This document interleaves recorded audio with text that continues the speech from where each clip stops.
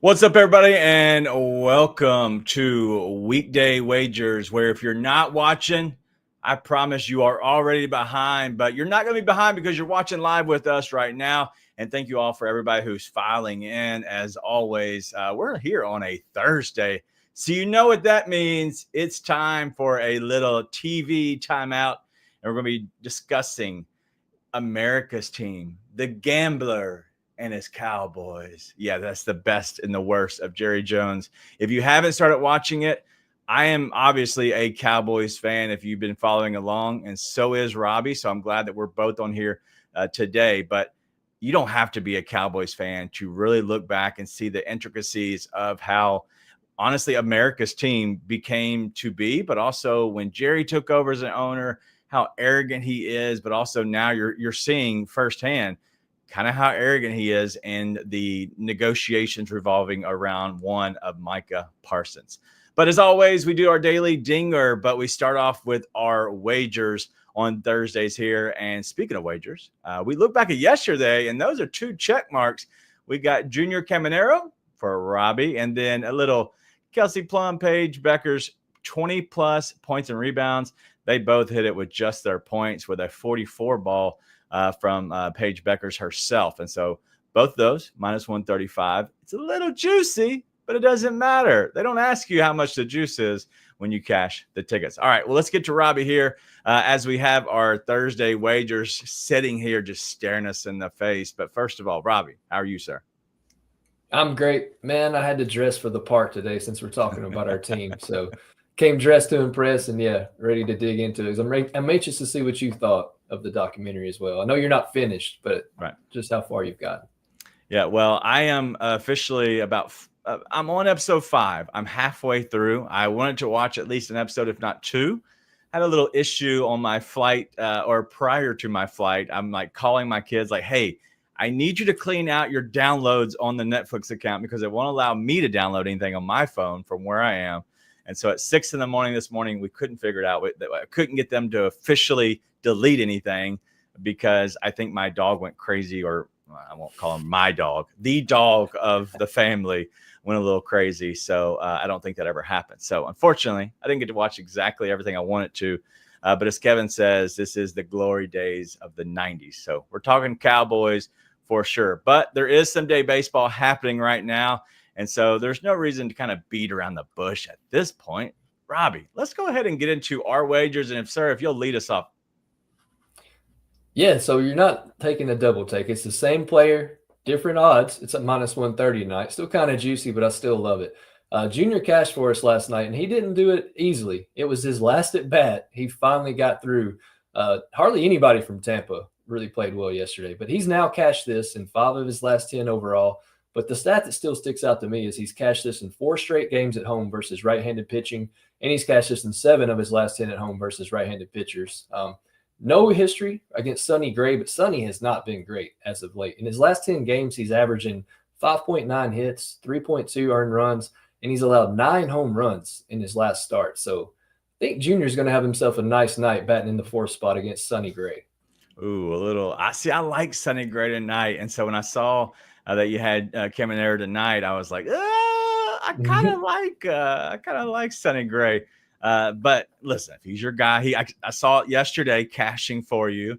And so because of that, I'm like, all right, you got to roll with your guy for sure. So we'll see. We'll see if you can go back to back with Junior. All right, I'm going to go with my play here. And we're going to go with one, honestly, a St. Louis Cardinal. I don't normally play Cardinals because I think they suck just in general.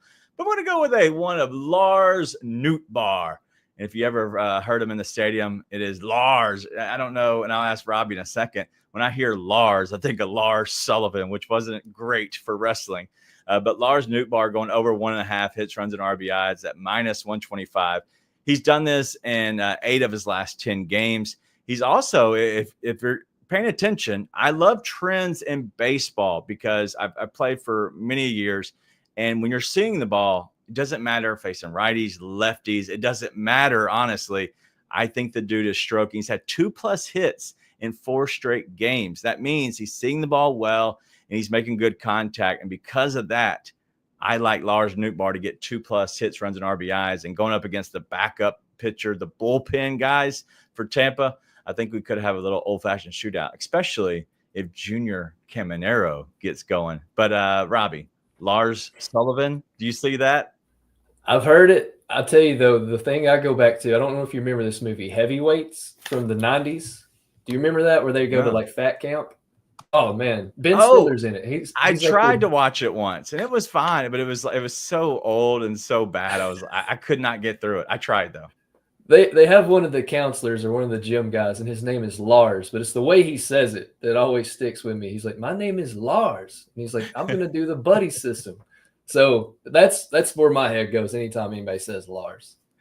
All right. Well, everybody's having a little fun with that. It's a fine Italian name. I don't know if Lars Nootbaar is Italian, but maybe it is. But we have a play. I want to ask your opinion on this one. Dan, what up, Dan? Has Bobby Witt for 2+ total bases at -120. Do you like Bobby Witt today? I haven't checked his matchup, if I'm 100% honest. I know you can't ever do his hits, runs, and RBIs because it's always 2.5. So if you're going to bet Bobby Witt, I think the total bases would probably be your best bet. Okay. Well, the fact that it's -120 just means he has a great matchup or he's hot. Right. And I haven't looked at his numbers either. So, yes, Bobby Witt. Anything Bobby Witt. The dude is just a freak athlete. But I do want to bring up one thing. Kevin says, get your butt back to Wrigley. 3-0. I was going to go look at this because I couldn't remember if they won that first one. No, they lost the first game. Okay, yeah. So they won now 3 straight, and they play at I guess 1:20 my time, 2:20 Eastern today. But yes, it is. I went to Wrigley. Have you ever been to Wrigley? I haven't. My wife's a Cubs fan, so I know it's on the agenda one day. That series seems like it's lasted a month. I don't know if you feel the same way, but it feels like they've been playing forever. Yes. Well, so being there, you're engulfed in everything that's the Cubs because, and honestly, the Bears are not, are not playing, even though I did see Soldier Field. Honestly, like it being literally, it's on the river. I didn't realize that Soldier Field is literally damn near in the water, how close it is. But you have that just sitting there. You drive up, you kind of see like the inkling that it's like kind of curvy where it looked like a huge stadium or a huge building.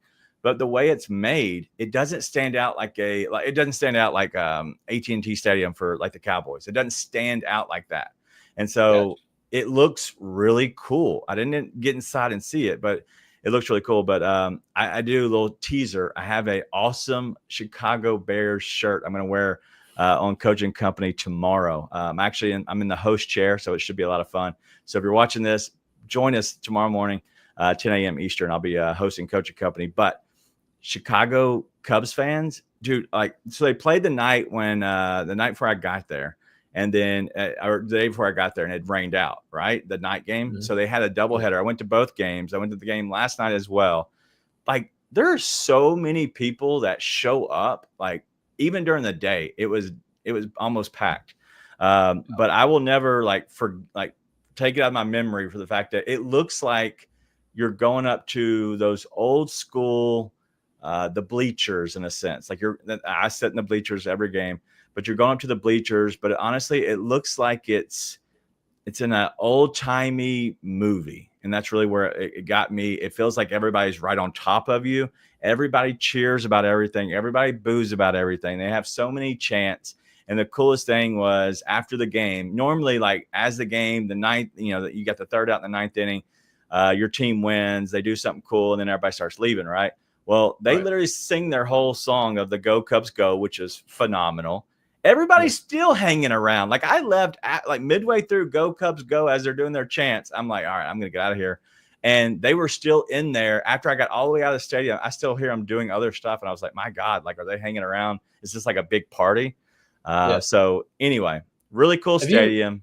But You ever yeah, been to a hockey game before? I have. Okay, so that sounds a lot like going to a Preds game. The diehards have all their cheers, all their chants, and Yeah. they stay, especially if they win, they stay to the very end, blast it. So that sounds very like a hockey game feel. 100%, and Kevin said, like heaven up from the rope, from dude, it's so beautiful, it's so cool, and honestly, it was like walking to it was really cool. He's asking about Waveland Avenue side or Addison Street side. I came down Clark. I don't know if that matters or not, and then I walk up the back side, but I walked around the entire thing. And so I was at everywhere. I wanted to see Murphy's Bar. There was like a long line to get in Murphy's Bar. I wasn't going to go in, just stand in line, just go get a beer. So yes, but I saw everything. So I'm not sure what that means, Kevin, but I walked on every street. I make sure I saw everything as I possibly could. All right. Well, that is all we have right now for my story time with myself talking about Chicago Cubs. I promise you, I could talk about the venue itself for forever because of how cool it really was. But it's time now for a little dinger action. And so let's go ahead and look at who we're playing today. And so we have Manny Machado just staring at us, just looking at us. So I'm guessing he's done something good if he's went on yard here. yesterday. Okay, well that's why. We got Aaron Judge at plus 210, Freddie Freeman at plus 325. There's your guy, Junior Caminero at plus 330, and then Manny Machado, as we talked about, plus 390, and then Juan Soto at plus 425. All right, Robbie, where are you going with our daily dinger? He didn't come through yesterday, but he's going to make up for it today because if there's one thing I'm good at, it's picking guys on the day before and they hit the day after. So let's just go right back to Junior Caminero at plus 330. Like I said, he has 4 home runs in his last 10 home games versus right-handed pitchers. Sonny throws a nice mix of the sinkers and sweepers. Junior has 5 home runs on the sinker, 2 on the sweeper versus right-handed pitching. And he also has 6 home runs on Thursdays. I always check that narrative. I like to see how they do on the day of the week because it means something. I know people think I'm crazy, but seeing that he has 6 home runs on a Thursday when usually nobody does anything on Thursdays, I thought that's a good stat. I'm going to go right with my guy again. Hey, listen, if it works, it works. I will never make fun of something that works for sure. But all right, I don't know who to go with. Obviously, I love Frederick Charles Freeman, but the dude doesn't go large that often. And plus, I believe they have an early game. I think that's what it is. As looking at some of the time slots, there's the Rangers Royals just started, but we don't have any on that screen. But it's a 3:10 Eastern, so it'll be done by the time we start. So that's why he's on here. But I have to ask you because I can't choose it for myself. Magic 8 Ball is back. I literally almost broke him before the show. My foot caught that took the blow of the fall off the table before it crashed. So I think that's the only thing that saved. But King 8 Ball should be good and scrambled for today. Who are we going with? Who should I ask? You said Manny was staring at you, so let's just see what he says about Manny. All right, King 8 Ball is Manny Machado going yard today. It is certain. I believe the last time we had it is certain we went long today. So who are they playing? Manny Machado, San Francisco Giants. Yep, still finishing Verlander. All right. So going up against Verlander, he's given up. Let's see, on the season, he has given up 0.6 per start, 0.6 home runs per start. I have no idea what the number on that is, but hey, ask the 8 Ball because I really want to. Because I really want to bet this guy today, and I want to see what he says about Rafael Devers because Devers during the day is a complete different player than Devers at night. So I'd like to see what he says about Rafael Devers. All right. Well, looking at Machado real quick, he's got 1. He's 1 for 3 off of Verlander in his history. Matters not much because Verlander is just old, so maybe he'll give it up again. All right. Here we go. A little who were you asking for? Rafael Devers, who have you seen the record for the Giants since the Devers trade? Yeah. I saw the two teams switched. You're right. I saw the other day. And it was like 19-33 at that time. I was like, my God, that's horrible. Well, I did not overreact for us getting rid of Devers. I thought it was fine. All right. Well, King 8 Ball, will Rafael Devers, Mr. Day Game King himself, will he go yard? Better not tell you now. Yep, that's a no for me. So you can ask me later, but I don't like asking twice because it just feels like it's not going to work. I'll probably bet it. Always. All right. Well, we did have TJ Parker got here a little late, and he was asking a very important question. Are you guys TV timing out? It's a mouthful. Yes, we're doing the Dallas Cowboys documentary, as always. But speaking of that, TJ, buddy, I apologize.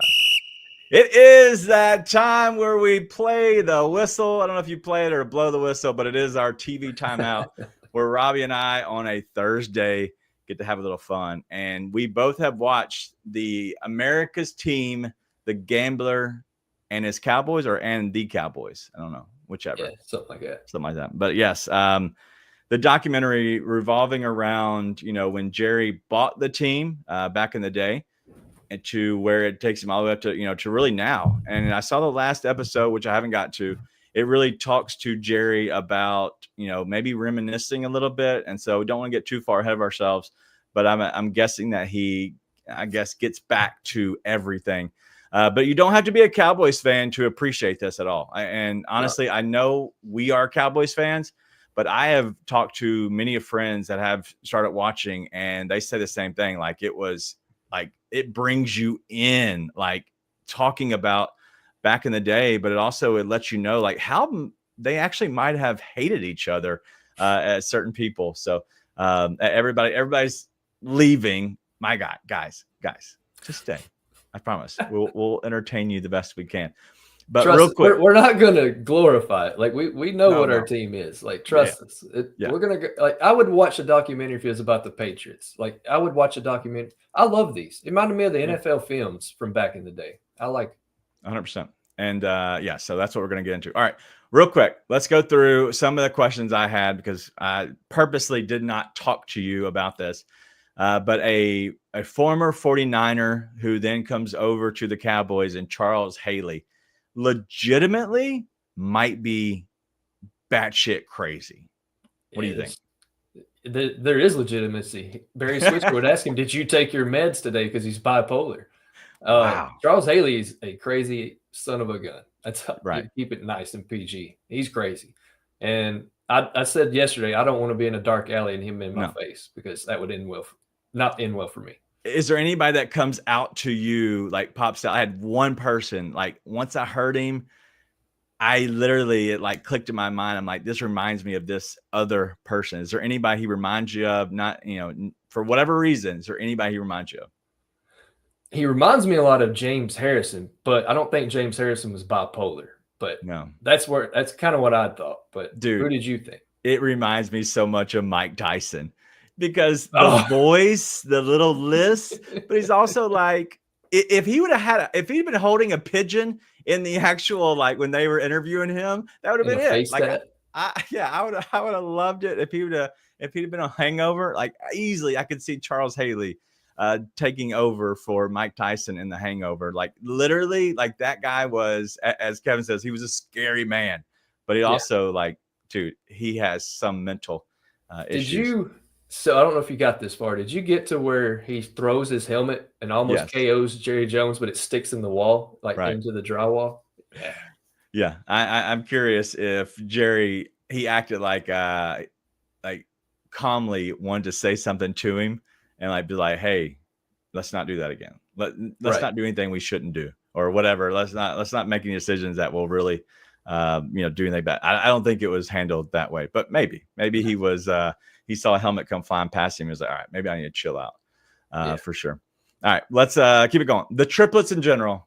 Obviously, this is a Cowboys fan talking about the triplets. You really see how good Emmett was in his cutting.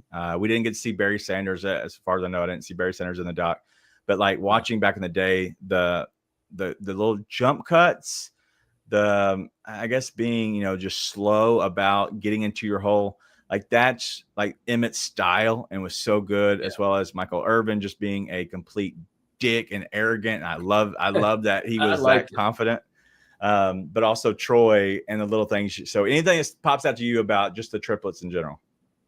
Yeah, it's also just how they were so cohesive. Like you never heard them having any drama between the three of them. Kind of like how Mahomes and Kelsey, and you got Brady and Gronk. It was very much like that, except you had three of them, not two of them.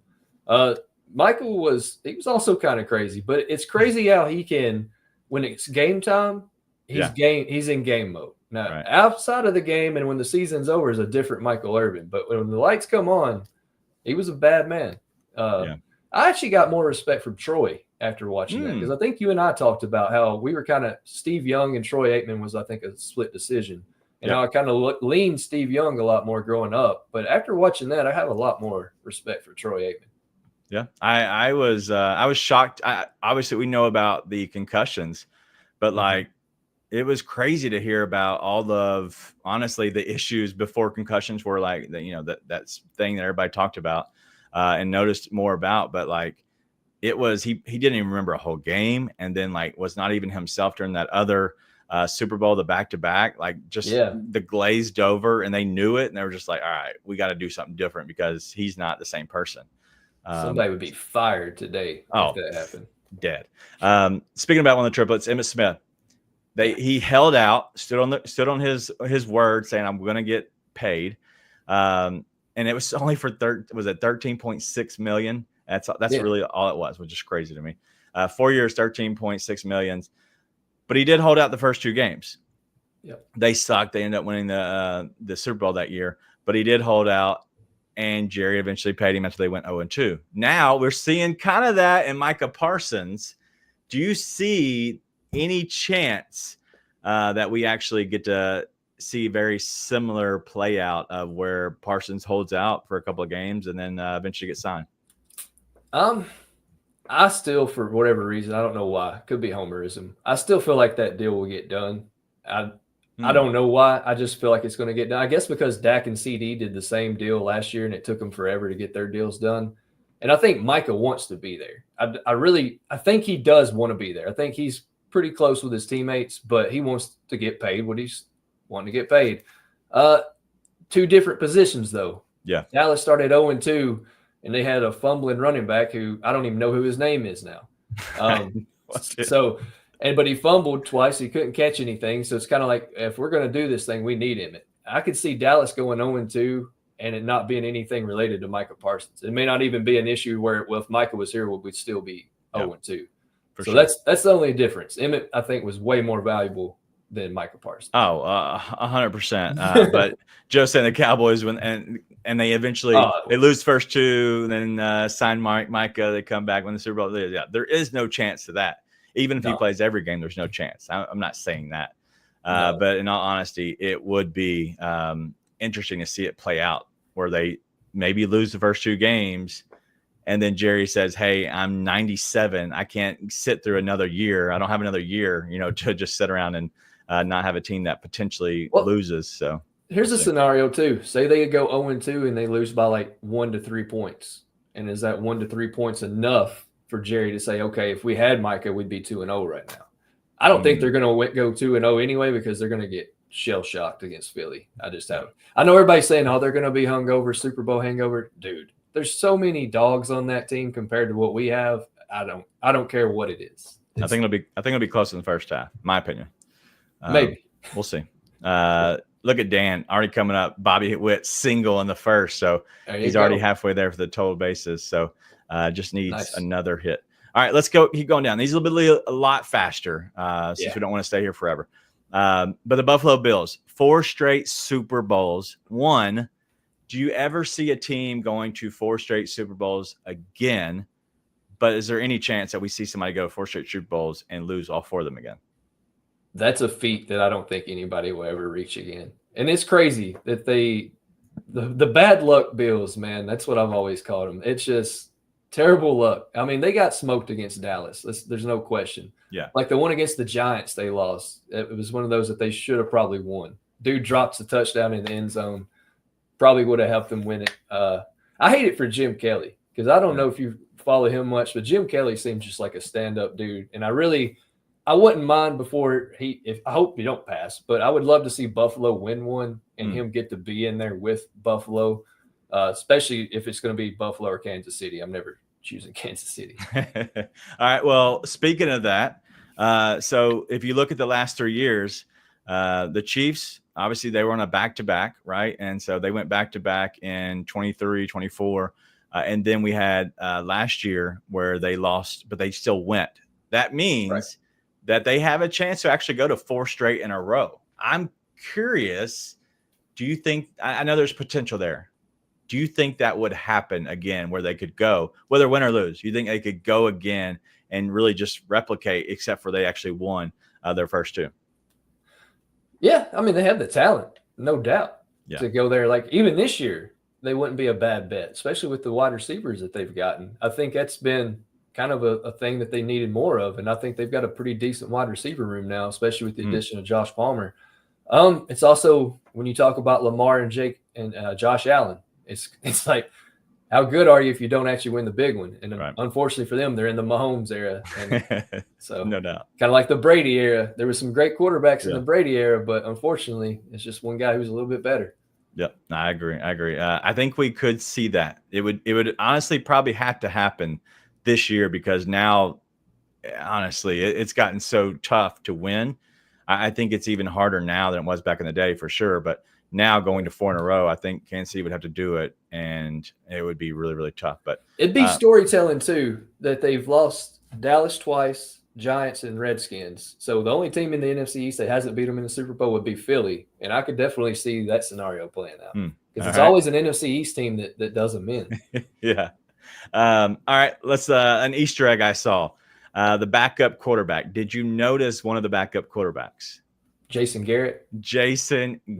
Like, I didn't see him very much, but I did see him at least one time, and I was like, it just brought me back so many bad memories in my life, because I did not like Jason Garrett at all.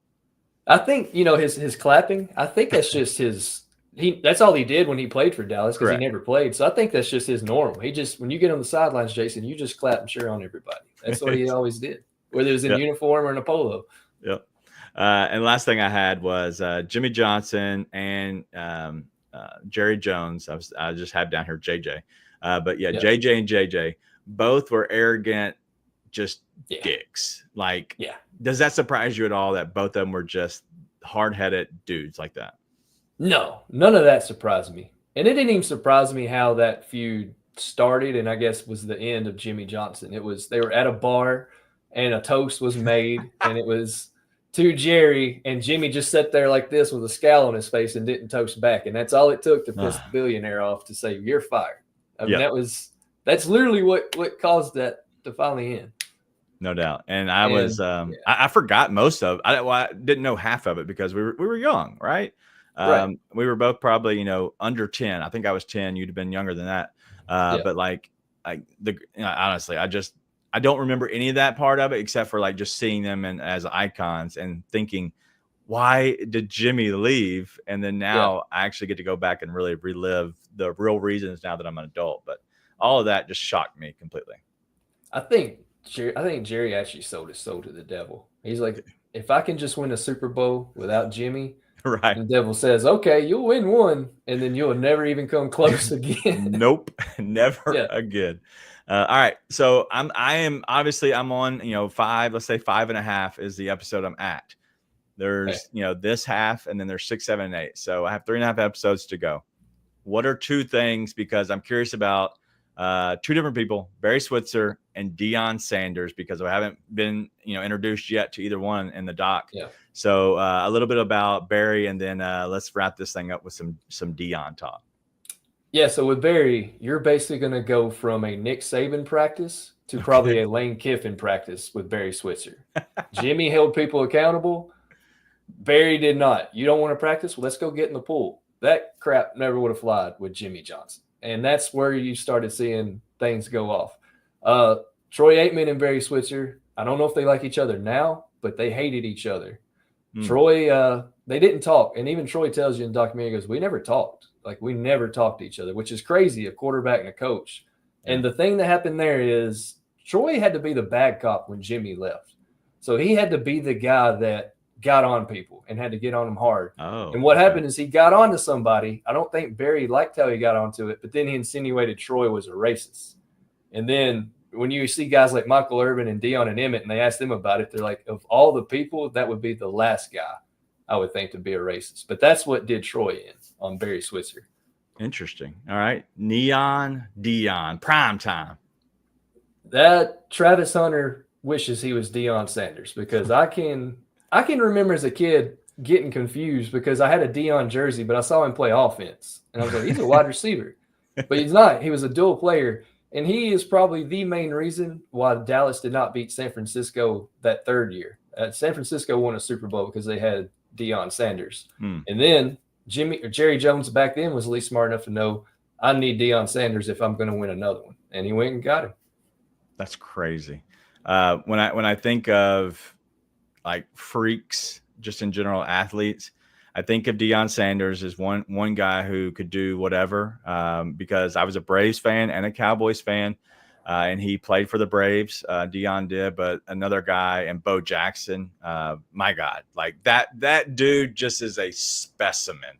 It reminds me of so much of LeBron. I think LeBron, if it was back in the day, if LeBron went back like 30 years, maybe more than that, I think that you could honestly look at LeBron being that type of a player, maybe going to the NFL, maybe in basketball, or, because they kind of overlap so much, you couldn't do that. But if there was a way to overlap, I think you would have saw somebody like LeBron do that. It's just, you couldn't do that with basketball and football. And I don't think there's any way he's playing baseball. No chance. So you mentioned Bo Jackson. What always, and it hurts my hip anytime I ever see the play that basically took him out, where they pull him down and his hip pops out of place. It cringes. I don't know why, but every time I see it, I'm just like, oof. That's one of the worst injuries to see from back in the day. Yeah, not so. All right. Well, I love everybody's comments. Honestly, just chatting about all the stuff, within this documentary. If you have not watched it, even if you're not a Cowboys fan, go watch it. I promise you'll be entertained. If you're just a NFL fan, if you're an older fan, very similar to us, where you remember the 90s where it was Cowboys, maybe the 80s and 90s it was the 49ers. If you remember any of that, I promise you it's well worth your time. But before we get out of here, I know we're running a little bit late because a lot of people might have shown up a little bit later. If you would, give me about 10 seconds on your play on Junior Caminero today. Yeah, going back to Junior Caminero again tonight. I was on him yesterday, but I still like the matchup. They're at home, facing Sonny Gray. Junior's cashed this in 4 straight home games versus right-handed pitchers, and in 7 of his last 10 home games versus right-handed pitchers. Sonny has allowed, 9 home runs in his last 6 starts. I just think it's a good spot for Tampa, especially after they just got butt whipped by the Yankees. All right, well, I'm going to stay in the same game of Lars Nootbaar, and I'm going to go over the 1.5 hits, runs, and RBIs at -125. He's had 2+ hits. Speaking of Bobby Witt already getting hit in the first, he's had 2+ hits in the last 4 games, and he's covered this in 8 out of those last 10 games. So because of that, I like Lars Nootbaar to go up against a bullpen outing. I would assume that they're going to throw people out there. Maybe the opener goes a little bit longer than others, but in all honesty, I think we're going to have more of guys just kind of coming through and cycling through. But those are our 2 plays. But last question before we get out of here, Kim wants to know, do you remember Deion's hit, "Must Be the Money"? Yeah, I do. I do not. Wow. I do, but yeah, it's not good. I didn't think it was good. A hit, as she says. Yeah. Not a hit. All right. Well, hit something. Right. All right. Well, the fantasy football real quick. I believe it is full. I know that Mark is trying to figure out if it's, if we have another spot, whatever. If, in all honesty, if you want my spot, take my spot. If you need to give it up, Mark, that's just, I'll say that over here because I can always play devil's advocate on the backside if we need to, and kind of have some fun and make fun of everybody. And I don't have to, have anything involved in it. So if we need to get somebody in it, we will. I'll give up my spot. And I think I'm in it. I could not be. I could be giving up a spot I don't even have. So who knows? I may get kicked out because of my team name, so I may not even get to make it in. Your team name is phenomenal. But all right, so we're gonna have fun. The fantasy football. We're gonna eventually announce when we're going to do the draft, who's all in it, and finalize everything. markets taking place. We should hear more about that tomorrow. Mark will be joining me. We don't know about you. You have another doctor's appointment with John, so you may or may not be here, but you'll get your 4 plays in. We're going to hold you to that. Okay. And then worst case, it's just going to be me against Mark. We're going NFL style in the split decision. We're going to be discussing, possibly 2 players. I told Mark to pick them this time. So 2 players we're going to put head to head, either or. And then we're also going to predict who we think should win the NFL MVP, but also who will be the NFL champion this year. And so we'll let you decide the chat and split decision on who actually will be the winner. So let's have some more fun as we go throughout the week. But that's all we got here today at Weekday Wagers on your Thursday show. But we'll see you all tomorrow. Be good.